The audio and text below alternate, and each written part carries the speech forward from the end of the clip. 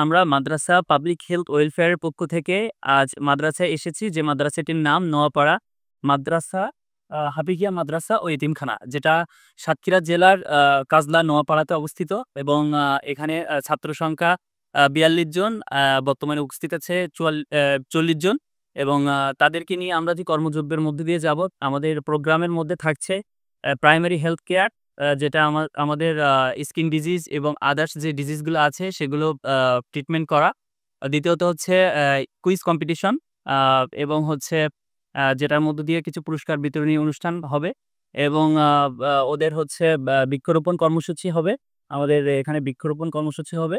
এবং পরবর্তীতে হচ্ছে আমাদের হেলথ এডুকেশন হবে। আমাদের কুইজের উপর বেস করে আমাদের হেলথ এডুকেশনটা আমরা দিয়ে থাকবো তাদেরকে, যাতে তারা স্বাস্থ্য সচেতনতা করে। তাছাড়া আমরা আমাদের মাদ্রাসা পাবলিক হেলথ এম্পায়ারের পক্ষ থেকে কিছু লিফলেট এনেছি, যেটা হাত ধোয়ার স্টেপগুলো আমরা তাদেরকে দেখাবো। এবং আমরা হচ্ছে উজুর নিয়ম, এবং হচ্ছে উজুর যাওয়া আসার দোয়া, তারপরে হচ্ছে বাথরুমে যে বের হওয়া এবং ঢোকার দোয়া, এগুলো আমরা মাদ্রাসার লিফলেটগুলো লাগাই দিব। তাছাড়া হচ্ছে আমরা বাথরুমে ঢোকার এবং বের হওয়ার ওখানে জুতার ব্যবস্থা করতেছি আমাদের মাদ্রাসা পাবলিক হেলথ ওয়েলফেয়ারের পক্ষ থেকে।